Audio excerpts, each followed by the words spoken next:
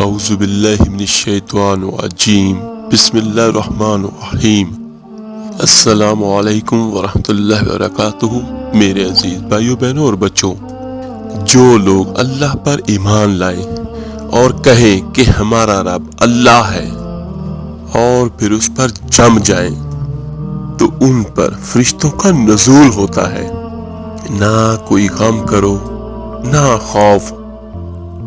اللہ کے رب ہونے پر جب انسان کو اطمینان ہو جاتا ہے کہ میرا رب اللہ ہے، ربی اللہ، انسان کے لیے نہ کوئی خٹکا نہ کوئی خوف، کچھ بھی نہیں رہتا۔ جو کچھ ہو رہا ہے کس کے اذن سے ہو رہا ہے؟ اللہ کے اذن سے، اس کے حکم سے۔ اللہ کے اذن کے بغیر ایک پتا بھی نہیں ہلتا۔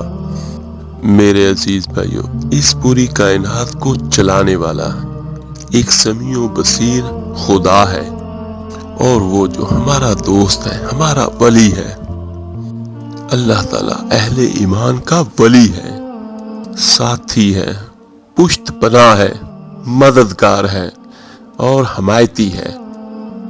میرے عزیز بھائیوں، جس بندے یا اللہ کی بندی کو یہ یقین ہو کہ اللہ میرا مددگار ہے، اللہ میرا محافظ ہے، اللہ میرا پشت پناہ ہے اور اللہ میرا حمایتی ہے، اس کے لیے اس دنیا میں کوئی خوف نہیں ہوگا، نہ اسے کوئی ڈر ہوگا۔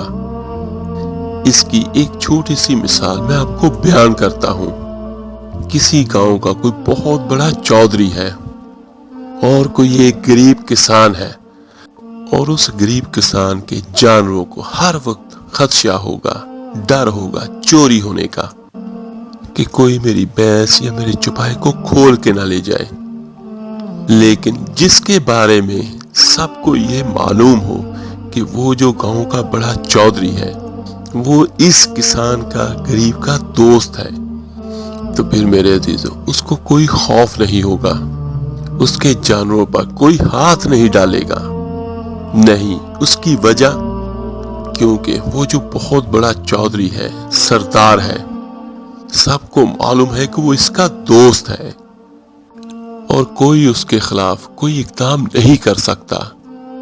میرے عزیز بھائیو، یہ اس دنیا کی ایک چھوٹی سی بات ہے، اور یہ بات اگر آپ کے دلی اطمینان اور سکون کا باعث بن سکتی ہے تو میرے عزیز بھائیو ذرا تصور کریں۔ میں لفظ تصور صرف استعمال کروں گا اس لیے کہ ہم اس کا ادراک اور شعور کر نہیں سکتے۔ اگر کے ساتھ کر سکتے ہیں، اگر یقین ہو کہ اللہ ہمارا مددگار ہے اور یقین ہو کہ اللہ ہر آن ہر لمحہ میرے ساتھ ہے، پھر کوئی خوف نہیں ہوگا، کیونکہ کوئی چیز اللہ سے بالا تر نہیں، کوئی قوت اس سے زیادہ طاقتور نہیں، کوئی اللہ کے ارادے کو بدل نہیں سکتا، کوئی اللہ کی مشیت کے آڑے نہیں آ سکتا۔ تو یہی بات ہے جو میرے آقا کریم صلی اللہ علیہ وآلہ وسلم نے ارشاد فرمائی۔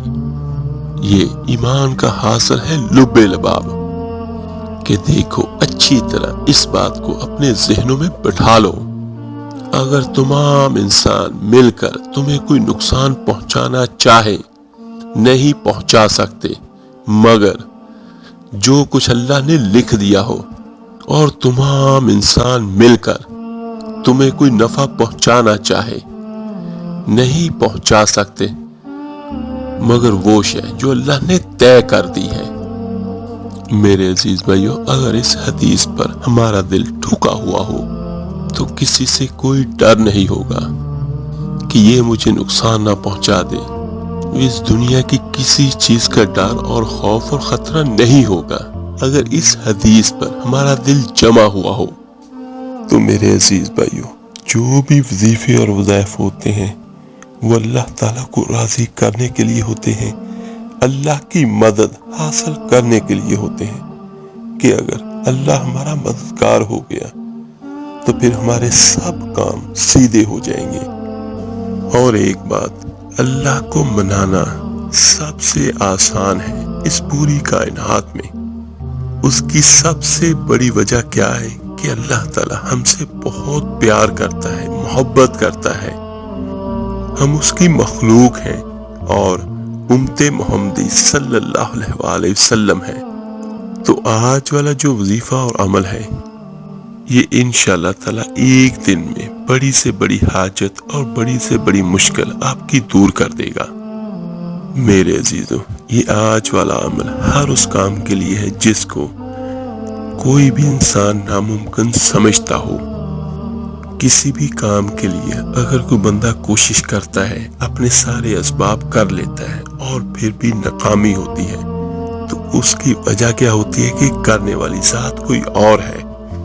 جو ہمارے کام ہیں ہم وہ بھی کریں گے اور اس کے ساتھ ہم اپنے اللہ سے مدد بھی چاہیں گے۔ تو انشاءاللہ تعالی جس کام میں اللہ کی مدد ہوگی وہ کام ضرور پایا تکمیل تک پہنچے گا۔ کسی بندے کا کوئی کاروباری مسئلہ ہے، کسی بندے کا کوئی ویزے کا مسئلہ ہے، اگر کسی کے ڈاکومنٹس بالکل مکمل ہیں لیکن اس کا ویزا نہیں لگ رہا یا ریجیکٹ ہو جاتا ہے، تو اس کے لیے بھی بہت بہتر ہے۔ یا اگر کسی کی شادی میں کوئی رکاوٹ ہے، جو بھی اس دنیا میں آپ کے ذہنوں میں ہے کہ یہ ناممکن ہے، تو انشاءاللہ تعالی اس آج والے عمل سے وہ ممکن ہو جائیں گے، اللہ کی رحمت سے، اس کی مدد سے۔ تو میرے عزیز بھائیوں، چلتے ہیں اپنے آج کے عمل اور وظیفے کی طرف کہ آپ سب نے کرنا کیا ہے۔ یہ تھوڑی سی محنت کرنی ہے آپ نے، لیکن انشاءاللہ تعالی آپ کا کام ہو جائے گا۔ یہ ایسا عمل ہے جو ہر بھائی ہر بہن آسانی کے ساتھ کر سکتے ہیں۔ آپ نے 4 رکعت نماز صلاۃ حاجت پڑھنے ہیں، 2 کر کے پڑھ لیں، ایک سلام کے ساتھ پڑھ لیں وہ آپ، اور پھر دوپہر کو جب زوال کا وقت ہوتا ہے اس وقت بھی آپ نفل نہیں پڑھ سکتے، اور عصر کے ٹائم سے لے کر مغرب تک بھی آپ کوئی نفل ادا نہیں کر سکتے۔ سب سے بہتر یہ ہے کہ بعد نماز عشاء پڑھ لیں یا بعد نماز مغرب پڑھ لیں۔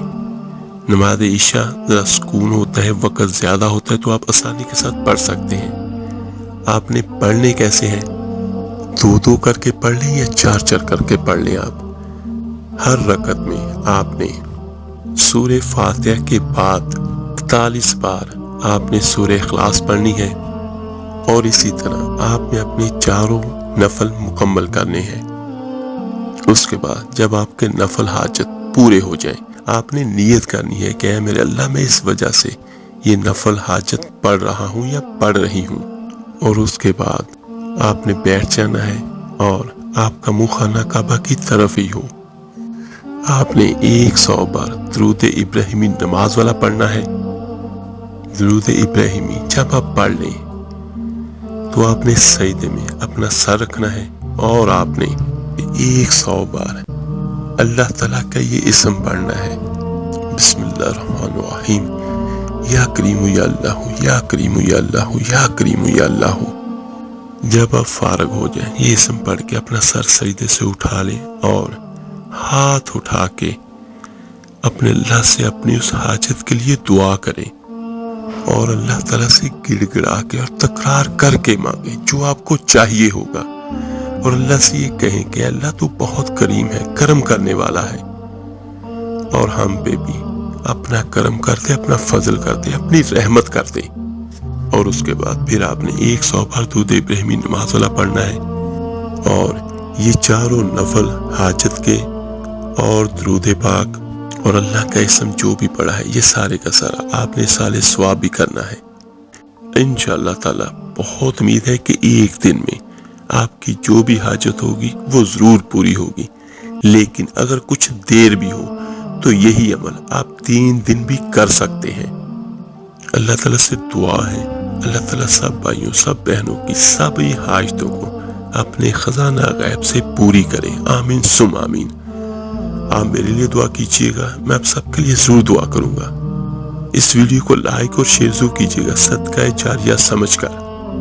تو ملتے ہیں جلدی انشاءاللہ تعالیٰ ایک نئے وظیفے اور عمل کے ساتھ۔ اپنا بہت بہت خیال رکھیے گا۔ اللہ حافظ۔